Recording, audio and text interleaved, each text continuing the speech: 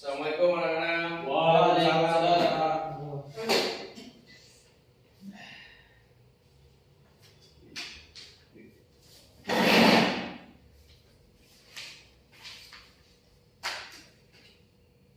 Ayo dicek dulu kondisi kelasnya ya. Ya, Pak. Bapak nggak mau mulai kalau misalnya masih belum rapi. Kalau sama bajunya dirapin. Torik, Hasan, semuanya. Yo. Kalau belum siap bapak nggak mau mulai. Siap. Udah rapi semuanya. Tapi Ayo sama dipimpin dulu doa. ya, sebelum kita mulai pelajaran pada siang hari ini, alangkah baik kita berdoa dalam hati. Berdoa dimulai. Amin. Doa selesai. Ya baik, bapak absen dulu ya. Osama Putra, Hadir. Torik Azizi, Hadir. Hasan, Hadir. Azhar. Hadir. Ya baik. Baik anak-anak, kemarin kita udah membahas materi tentang apa? Kurban. Tentang kurban ya. Apa itu kurban? Putra, kurban apa Putra? Tarik coba. Kurban apa? Kurban ini Pak, apa namanya? Kita memberikan kambing untuk dikorbankan pada bulan haji. Ya, betul. Kurban itu hewannya apa aja yang boleh dikurbanin? Apa? Apa? Kambing. Terus, Domba. Unta, Pak. lengkap. Ya, betul. Ayam boleh nggak, Pak? Nggak boleh, kan kemarin kita bahas ayam. Habis itu hukumnya apa sih kurban? Sunnah Pak, sunnah. Ya, oke, betul, baik sunnah. Baik, hari ini kita akan belajar tentang apa ini? Pembunuhan atau jenayah. Bunuh. Pembunuhan. Pak. Ada yang tahu nggak pembunuhan itu apa? Menghilangkan nyawa seorang, Pak. Ya, betul. Menghilangkan nyawa seseorang. Buat apa sih kita belajar beginian ya? Ya, kita kan nggak mungkin kita belajar buat membunuhkan. Jadi kita belajar pembunuhan ini agar kita tahu apa sih bahaya itu pembunuhan. Biar kita tahu dampak dari pembunuhan ini apa dan hukum-hukumnya apa. Ya, Coba. oke baik. Coba di next.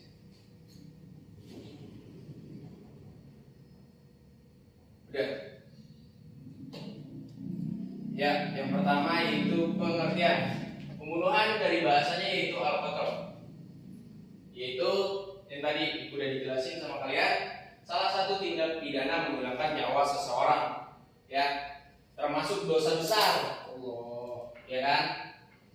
Ulama fikih mendefinisikan pembunuhan dengan perbuatan manusia yang berakibat hilangnya nyawa seseorang. Ya, coba next.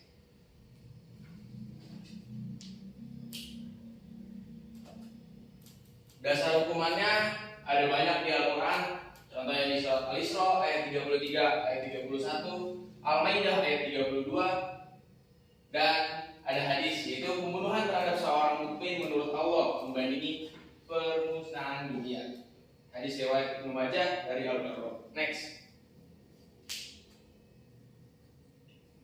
Baik, selanjutnya yaitu macam-macam pembunuhan. Pembunuhan di sini menurut jumhur ulama atau menurut sebagian besar ulama, pembunuhan dibagi menjadi 3 macam. Pembunuhan yang pertama yaitu adalah pembunuhan sengaja. Pembunuhan sengaja itu apa? Emang kita udah benar niat. Contohnya si Putra punya dendam sama Torik, emang niat membunuh Torik dengan senjata tajam atau dengan ditembak atau dijebak. Nah, itu udah sengaja membunuh. Kalau yang pembunuhan kedua itu apa, Pak? Pembunuhan semi sengaja. Pembunuhan semi sengaja adalah dia emang ada permusuhan, si Putra sama si Torik ada musuhan, tapi si Putra nggak punya niat buat ngebunuh, dia cuma pengen ngebales dendam gitu, dia pengen mukulin si Torik, tapi ternyata mati gitu. Jadi tidak ada niat, dilihat dari contohnya tidak menggunakan senjata tajam. Dengan caranya misalnya mukulin. Coba yang pembunuhan sengaja, udah ngerti?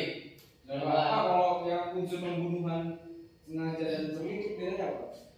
Kalau unsurnya, kalau yang pembunuhan sengaja itu diharamkan Allah kan ya.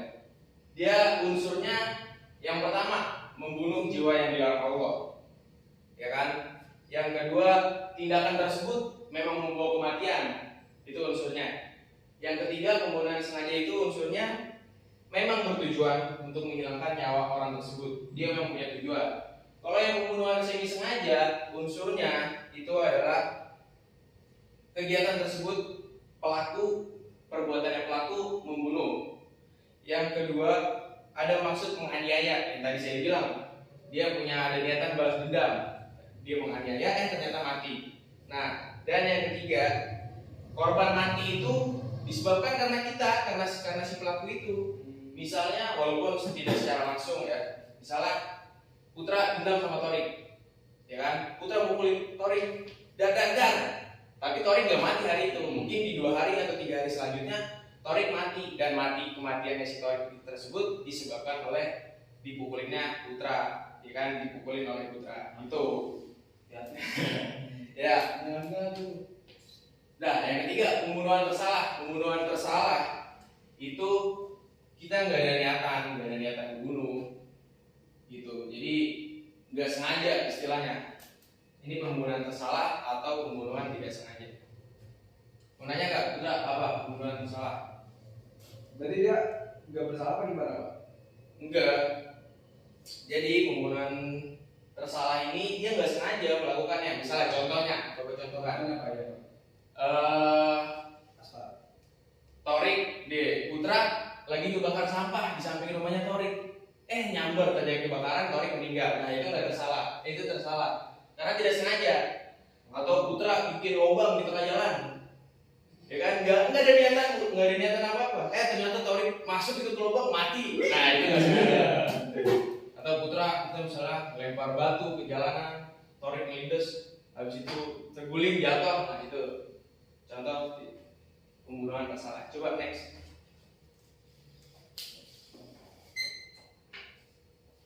Selanjutnya hukuman untuk pembunuh sengaja ya. Yang pertama, hukuman untuk pembunuhan sengaja. Ini kisos. Kisos artinya dia yang membunuh, berarti dibalasnya dibunuh juga, ya kan? Artinya pembunuh harus dibunuh juga. Sebagaimana dia telah membunuh orang lain, ya kan? Coba next. Pembunuhan seperti sengaja. Pembunuhan seperti sengaja ini hukumnya adalah membayar diat mughaladzah, diat besar. Diat besar itu apa aja? Membayar dengan 100 unta. 100 unta, untanya itu enggak cuma unta biasa. Ada 30 unta di umur 3 sampai 4 tahun, 40 unta betina yang lagi bunting, dan 40 sisanya berarti 30 unta. Banyak apa ya? Berarti total 100. Nah, gitu. Coba next. Nah, pembunuhan tersalah ini dia tetap kena hukumannya, yaitu membayar diat mukafafah atau diat ringan. Diat mukafafah itu 1/5, yaitu 20 ekor unta ikoh, 20 unta ekor jazah, 20 bintu mah, 20 ekor unta bintu labun, dan 20 ekor unta ibnu labun. Dan pembayarannya bisa berangsur-angsur selama 3 tahun. Setiap tahun sepertiganya. Next.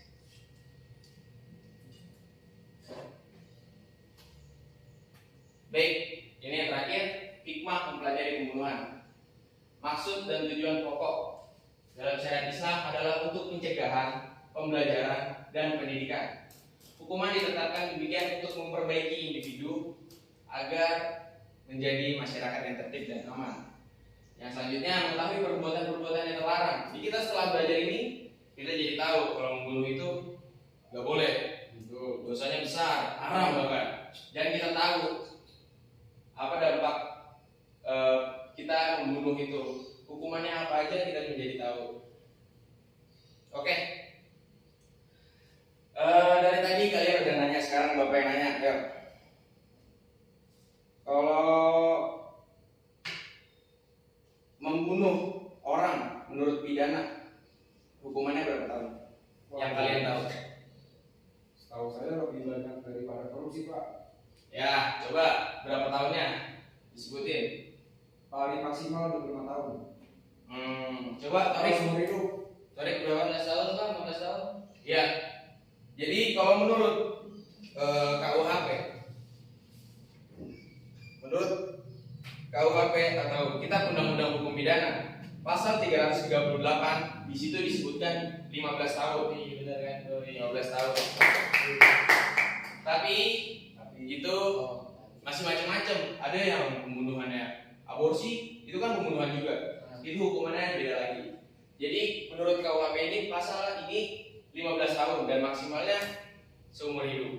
Oh jadi kalau pembunuhannya itu beda-beda, Iya, beda juga hukumannya. terus hukumnya beda-beda. Oh. Ayo, ada lagi nggak yang mau nanya? Pak, kalau misalkan dalam kasus pembunuhan sengaja itu keluarga korban ini memaafkan, Ya, hukumannya apa sih menurut Anda? keluarga korban memaafkan sang pembunuh. Ya, Ya, di sini ada. Coba tadi dibalik.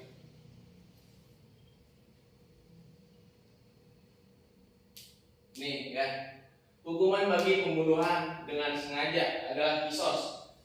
Kisos yang tadi nyawa dibalas nyawa. Nah, kalau misalnya keluarga korban terbunuh ini memaafkan pembunuh, maka kisos ini dicoret. Jadi si pembunuh gak harus mati juga, tapi dia tetap harus membayar diet mughalado atau diet besar, dan dia juga harus membayar kafaroh. bisa ada fakir miskin gimana Pak? Nggak bisa bayar. Ya, nih kafarotnya selain dia juga harus membayar diet mughalado itu, dia harus membayar kafarot, yaitu membebaskan atau memerdekakan seorang budak mukmin yang tercela perbuatannya. Tadi kalau putra nanya, kalau misalnya dia orang miskin, orang fakir, dia nggak mampu bayar kafarotnya, maka dia harus puasa 2 bulan berturut-turut. Nah, puasa 1 bulan aja banyak yang batal kan. Sekarang dia harus 2 bulan, tapi mau nggak mau, karena itu harus dia menebus kesalahannya. Oke, ada lagi? Ya cukup Pak, jelas. Korek ada yang tanya korek. Enggak. Ya udah kalau begitu, Bapak jelasin ulang. Tadi hukuman, tadi Bapak sudah menjelaskan, yaitu tentang pengertian, habis itu dasar hukumnya, habis itu macam-macam pembunuhan, sama hukuman untuk pembunuh ya. Oke, baik.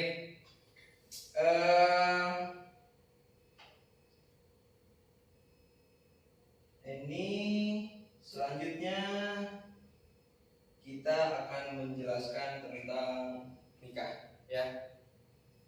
Coba ini dulu yang mau memberikan kesimpulan ya. Bapak minta kalian menyimpulkan. Coba apa kesimpulannya? Kira-kira aja coba, Putra. Pembunuhan itu ada 3 Pak. Yang Nah. pertama sengaja, Ya. yang benar-benar direncanakan. Yang kedua sembunyi sengaja, dia tidak berencana untuk membunuh, tapi ketika dia mempunyai dendam, terus sang korban terbunuh. Dan yang ketiga pembunuhan tersalah, Ya, tapi betul. dia tidak sengaja membunuh. Ya, Cukup, oke. Pak. Ya, bagus Putra. Mungkin korek mau menambahkan Pak? Udah cukup. Bapak lanjutkan ya. Bapak simpulkan. Jadi maksud tujuan kita belajar ini dalam syariat Islam ialah untuk pencegahan, pelajaran, dan pendidikan atas sesuatu perbuatan yang dinilai buruk, agar perbuatan tersebut tidak terjadi. Dan kenapa hukumannya berat? Agar kita tuh takut untuk melakukan kegiatan pembunuhan tersebut. Pembunuhan itu menjadi 3 yang tadi sudah dijelaskan oleh saya, yaitu pembunuhan sengaja, semi sengaja, dan tersalah. Oke, baik. Bapak akan memberikan tugasnya, karena besok kita belajar tentang nikah. Tugasnya nggak usah banyak. Kalian pelajari aja. Kalian baca-baca dulu tugasnya. Kalian baca-baca dulu materi nikah, supaya besok pas Bapak ngejelasin, kalian udah ada gambaran tentang apa yang akan kita pelajari besok. Oke? Baik, Pak, oke siap. Yaudah, kalau begitu, alhamdulillah telah selesai pelajaran kita pada hari ini. Baik Putra, tolong ditutup. Nah, Baca sebelum kita menutup pelajaran pada sore hari ini, alangkah baiknya kita berdoa. Doa kepada Tuhan Subhanallahumma wa bihamdika asyhadu an la ilaha illa anta astaghfiruka wa atubu ilaik. Baik, terima kasih anak-anak. Wabillahi taufiq wal hidayah. Wassalamualaikum warahmatullahi wabarakatuh. Waalaikumsalam.